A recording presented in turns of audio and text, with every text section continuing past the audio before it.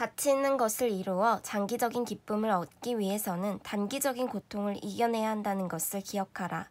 만약 뛰어난 몸매를 가지고 싶다면 단기간의 고통을 이겨내면서 몸을 가다듬어야 한다. 여러 번 하다 보면 그것도 즐거움이 된다. 다이어트도 마찬가지이다. 사업, 남녀관계, 자신감 키우기, 몸매 다듬기, 재정관리 등 어떤 종류의 훈련이든 모두 고통을 감내해야 한다. 그러면 어떻게 불편을 이겨내고 목표를 이룰 기회를 만들어낼 수 있을까? 우선 그것을 이겨내겠다는 결정부터 하라. 6장에서 자세히 배우겠지만 우리는 자신을 스스로 조건화시켜 어느 순간이든 그 고통을 이기겠다고 결정할 수 있다. 단기적인 것에 집착해서 빚어진 대표적 결과가 1990년대 초에 미국이 겪은 금융위기였다. 아마 그것은 미국 정부 역사상 최악의 금융정책이었을 것이다. 그것은 국민에게 5천억 달러 이상의 부담을 안길 것이라고 추산되었다. 그럼에도 불구하고 미국인들은 그런 일이 왜 생겼는지 알지 못한다. 다른 것은 생각하지 않더라도 그 문제는 미국의 모든 남녀, 어른아이 할 것 없이 지금 세대뿐 아니라 아마 다음 세대에까지 경제적인 고통을 줄 것이 거의 확실하다. 정리신탁공사와 미국 연방예금보험공사의 회장인 윌리엄 세이드먼은 내게 아마 미국만이 그런 큰 실수를 이겨낼 수 있는 능력을 가진 나라일 거요 라고 말해주었다. 무엇이 이런 금융 문제를 야기했을까? 그것은 원인은 건드리지 않으면서 드러난 문제만을 미봉하여 고통을 없애려 한 가장 대표적인 예이다. 그것은 1970년대 말과 1980년대 초에 이미 발생하기 시작한 예금과 대출에 대한 문제였다. 은행과 종합금융회사들은 기업금융과 소비자금융에 치중하고 있었다. 은행이 이익을 남기기 위해서는 융자를 줘야 하고 그 융자금은 예금주들에게 지불하는 이자보다 더 높은 이자로 빌려줘야 한다. 그 문제의 첫 단계에서 은행들은 여러 가지 문제에 부닥치게 되었다. 먼저 기업들이 은행의 고유 영역이었던 대출 사업에 뛰어들었을 때 큰 타격을 입었다.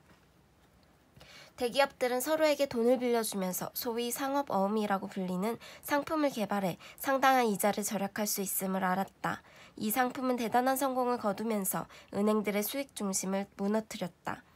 그러는 가운데 미국 소비자들을 위한 새로운 발전이 있었다. 전통적으로 소비자들은 자동차나 가전제품을 사기 위해 대출 신청을 하면서 은행의 대출 담당을 만나는 것을 달가워하지 않았다. 나는 대출 담당 직원들이 고객의 재정 상태를 면밀하게 검토하기 때문에 별로 즐겁지 않은 경험이라고 생각한다. 사람들은 은행에서 우대받는 고객이란 느낌을 받지 못한다. 자동차 회사들은 이것을 알아차리고 고객을 위해 대출해주면서 또 다른 수익을 창출하기 시작했다. 자동차 회사들은 대출을 통해 자동차를 팔아서 남은 수익만큼 또 다른 이익을 남길 수 있다는 것을 알았다. 그리고 고객들에게 많은 편의를 제공하고 더 낮은 이자율을 적용할 수 있었다. 그들이 고객을 대하는 태도는 물론 은행 직원들과는 매우 달랐다. 그들은 고객들에게 대출해줄 수 있는 유리한 위치에 있었다. 소비자들은 그 편리함과 융통성, 낮은 이자 등의 장점을 즐기면서 전통적인 대출 방법보다 물품을 살 때 그곳에서 직접 대출받는 것을 선호하게 되었다. 구매와 대출이 한 곳에서 정중한 태도를 지닌 직원에 의해 이루어지게 되었다. 결과적으로 제너럴 모터스 대출회사는 곧 미국에서 가장 큰 자동차 대출 전문 회사가 되었다.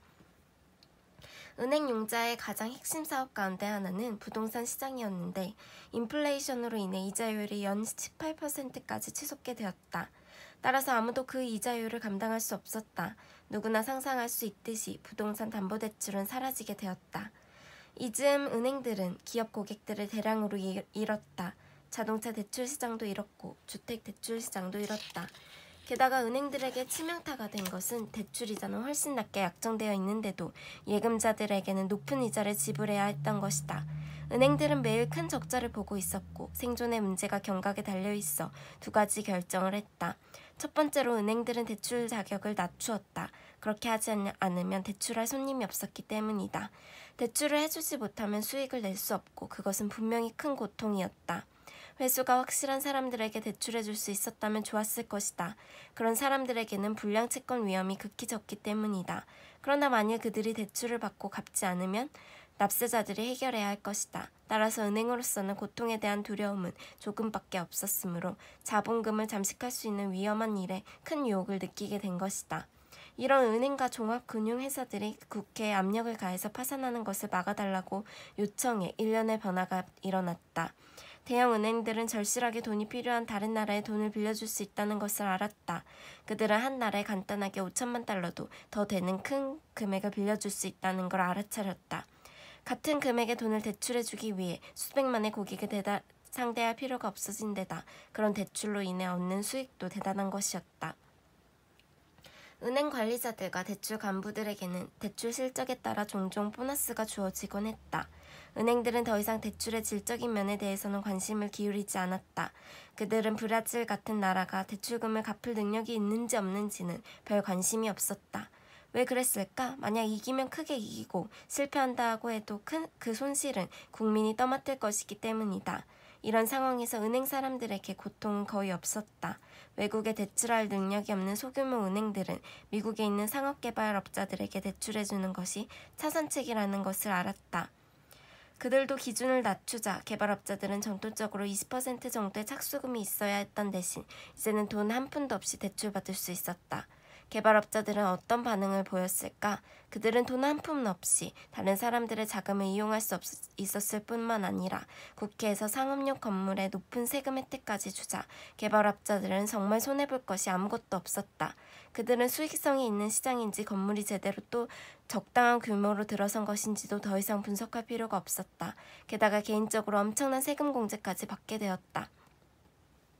결과적으로 개발업자들은 신나게 건물을 지었고 시장은 공급 과잉이 되었다. 공급이 수요를 훨씬 초과하게 되면서 시장은 붕괴되었다. 개발업자들은 은행에 가서 우리는 이제 갚을 능력이 없습니다라고 통보했고 은행은 납세자들에게 우리는 여러분에게 지불할 능력이 없습니다라고 말하게 되었지만 불행하게도 납세자들은 그런 짐을 떠맡길 사람이 없었다. 더 큰 문제는 이 나라에서 부패를 목격하게 된 것이다. 이제 사람들은 부유한 사람들을 보면 다른 사람을 이용해서 부정적으로 축제한 사람이라고 생각하게 되었다. 이로써 일반인들은 사업에 종사하는 많은 사람들에게 부정적인 태도를 갖게 되었다. 바로 그런 사업가들이 미국인의 꿈이 번성하도록 다른 사람들에게 일자리를 만들어주는 사람인데도 말이다. 이런 모든 혼란은 고통과 즐거움의 역학에 대한 무지와 단기적인 해결책으로 장기적인 문제를 해결하려는 무능함을 보여주는 것이다. 고통과 즐거움은 또한 세계적으로 중요한 일들을 움직이기도 한다. 지난 여러 해 동안 미국은 소련과 경쟁적인 군비 경쟁을 벌여왔다. 미국과 소련은 만일 우리를 공격하면 우리는 더 심하게 보복할 것이라며 상대에게 궁극적인 위협이 되는 무기들을 개발해왔다. 이런 경쟁으로 우리는 몇 초마다 1만 5천 달러씩이나 무기 생산에 쓰는 지경까지 이르게 되었다. 고르바초프는 무슨 이유로 갑자기 무기 감축에 대해 재협상하기로 결정했을까? 그 대답은 고통이다. 그는 군비 경쟁을 큰 고통으로 생각하기 시작했던 것이다. 재정적으로 군비 경쟁은 불가능한 것이었다. 그는 모든 국민을 먹여 살릴 수도 없었다. 배고플 때 사람들은 무기보다는 먹는 것에 더 관심이 쏠린다. 그들은 국가 무기고보다는 식량 저장소를 채우는 데 더 관심이 많았다. 그들은 자금이 잘못 쓰였다고 믿기 시작하고 변화를 요구했다. 고르바초프가 위대한 인물이었기 때문에 자신의 입장을 바꾼 것인가? 아마 그럴지도 모른다. 하지만 다른 선택이 없었던 것만은 분명하다. 자연은 인류를 고통과 즐거움이란 두 지도자의 정부 아래 두었다. 두 지도자는 행동하고 말하고 생각하는 모든 것을 지배한다. 그 지배에서 벗어나려는 모든 노력은 오히려 그것을 드러내 확인시킬 뿐이다. 제러미 벤담. 왜 사람들은 부부 사이가 만족스럽지 않은데도 해결책을 찾거나 헤어진 후 새로운 길을 찾으려 하지 않고 참고 살아갈까? 변화는 미지의 세계로 이어진다. 그런데 대부분의 사람들은 암흑 같은 미지의 세계는 지금 경험하고 있는 것보다 더 고통스러울 것이라고 믿기 때문이다. 그것은 우리가 모르는 악마보다 알고 있는 악마가 더 낫다는 오래된 격언의 의미와 같다. 손 안에 있는 새 한 마리가 숲속에 숨어있는 두 마리보다 나은 것이다. 이런 핵심적인 믿음들이 우리가 인생을 바꾸는 데 걸림돌이 되고 있다. 만일 애정이 넘치는 관계를 지속하려면 거절과 구설수의 두려움을 이겨내야 한다. 만약 사업을 계획한다면 그것을 이루기 위해 현재의 안정을 잃을지도 모른다는 두려움을 기꺼이 극복해야 한다. 사실 인생에서 가치 있는 것들을 이루기 위해서는 대체로 신경체계의 조건화된 기본 프로그램과는 반대로 움직여야 한다. 우리는 이미 조건 지어진 것을 다시 바꿔서 우리 내부의 두려움을 통제해야 한다. 두려움을 능력으로 바꿀 수 있어야 한다. 일반적으로 우리를 지배하는 두려움이 현실로 나타나는 경우는 거의 없기 때문이다. 예를 들어 사람들은 납득할 만한 특별한 이유 없이 비행기를 타는 것을 고통스러워할 수 있다.